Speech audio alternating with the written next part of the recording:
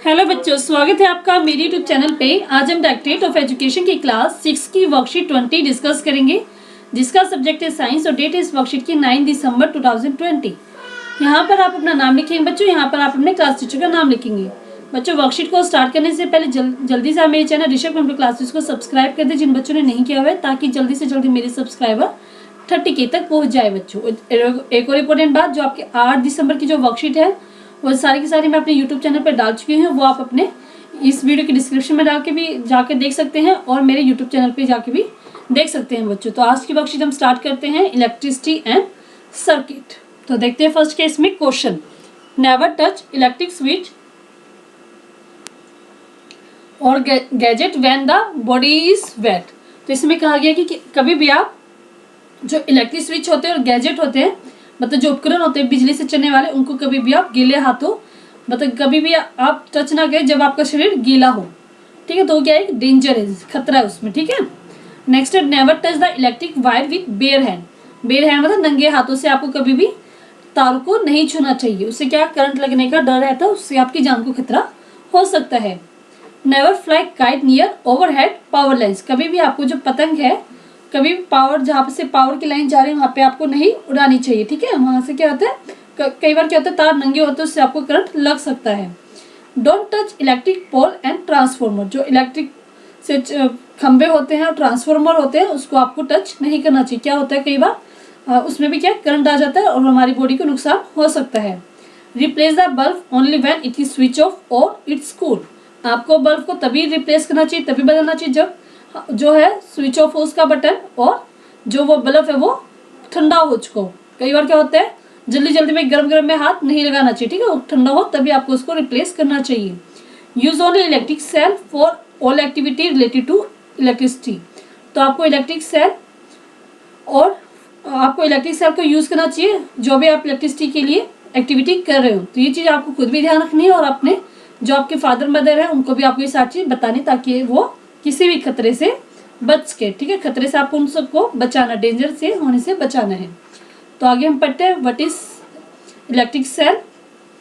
तो आपने ये सेल देखो, कभी घड़ी में डालते हुए देखते, खिलौने में डलता है, क्या कहलाता है बच्चों, electric cell. A device which convert chemical energy into electrical energy. Electric cell क्या कहता है, हमारे पास केमिकल एनर्जी को इलेक्ट्रिसिटी मतलब इलेक्ट्रिकल एनर्जी में कन्वर्ट करता है। All electric cell have two terminals, a positive terminal and a negative terminal. और जितने भी सेल होते हैं उन सबके पास दो टर्मिनल होते हैं, एक पॉजिटिव होता है और एक नेगेटिव होता है। पॉजिटिव मतलब हम पॉजिटिव साइन से दिखा रहे हैं और नेगेटिव को हम नेगेटिव साइन से दिखाते हैं। तो नेगेटिव हो गया, ये हो गया हमारा पॉजिटिव टर्मिनल, इसको हम बोलते हैं इलेक्ट्रिक सेल। ये क्या करता है, केमिकल को इलेक्ट्रिकल एनर्जी में चेंज करता है बच्चों। नेक्स्ट हमारे पास बैटरी। तो बैटरी क्या होता है, कॉम्बिनेशन ऑफ टू और मोर सेल। जब एक या एक से ज्यादा सेल हम यूज करते हैं, इकट्ठा यूज करते हैं, तो उसको बोलते हैं बच्चों बैटरी। तो इसमें क्या, एक से ज्यादा सेल लगे हुए हैं तो क्या बन जाता है, बैटरी। ठीक है, नेक्स्ट हमारे पास यहाँ पे देखते हैं symbol of electrical component. Electrical के कंपोनेंट के क्या क्या सिंबल होते हैं, जैसे कनेक्टिंग वायर। वायर को हम सीधा क्या दिखाते हैं, लाइंस की हेल्प से दिखाते हैं, तो क्या बन जाता है, connecting wires. Switch in on position, जब हमारा स्विच ऑन होगा तो उसको हम इस सिंबल से दिखाएंगे कि दोनों वायर आपस में यहाँ पे से जुड़ी होंगी। ठीक है, ये क्या हमारा स्विच ऑन है। बल्ब, जैसे आप देखते हैं बल्ब क्या है, ये हमारा बल्ब हो गया। सेल को हम ऐसे दिखाएंगे कि एक बड़ा एक नेगेटिव। ठीक है, क्योंकि एक पॉजिटिव हो जाए एक नेगेटिव, इसको पॉजिटिव बोलते हैं और इसको नेगेटिव टर्मिनल। दोनों टर्मिनल दिखाने जरूरी होते हैं, इसलिए हमने सेल को दिखाया। Switch in of position, of में क्या होगी, दोनों कनेक्ट नहीं होंगे। ठीक है, जैसे इसमें क्या था कनेक्ट है, इसमें क्या कनेक्ट नहीं होंगे। बैटरी क्या होता है, एक से ज्यादा सेल का कॉम्बिनेशन। तो ये एक सेल है, ये दूसरा सेल, तो एक से ज्यादा सेल का कॉम्बिनेशन क्या कहलाएगा बच्चों, बैटरी हो गया। ठीक है, तो आगे हम देखते हैं, यहाँ पे हमारे पास क्या, बल्ब। तो a bulb which convert electricity into light. Bulb क्या करता है, जो हमारे पास इलेक्ट्रिसिटी आती है उसको क्या करते हैं, लाइट में चेंज करते हैं, तो उसको बोलते हैं बल्ब। फिलामेंट क्या होता है, a tiny coil tungsten wire which is supported by two thick wire inside the bulb.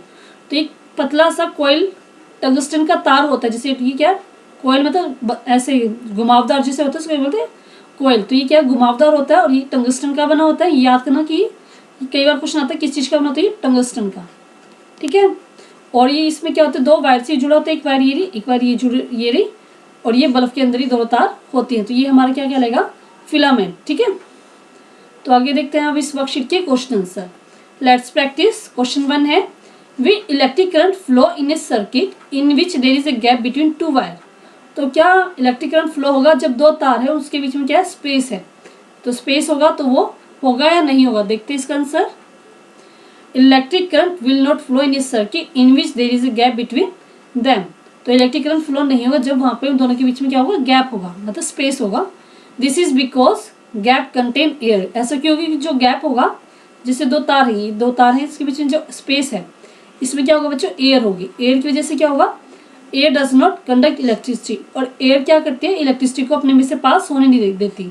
तो जो इलेक्ट्रिसिटी यहाँ आएगी वो यहाँ तक नहीं पहुंच पाएगी, इसलिए क्या होगा, इलेक्ट्रिक करंट फ्लो नहीं हो पाएगा बच्चों। तो ये आपका फर्स्ट क्वेश्चन का आंसर हो जाएगा। नेक्स्ट क्वेश्चन हम देखते हैं which object use electrical energy. Electric energy का इस्तेमाल कौन कौन से ऑब्जेक्ट करते हैं।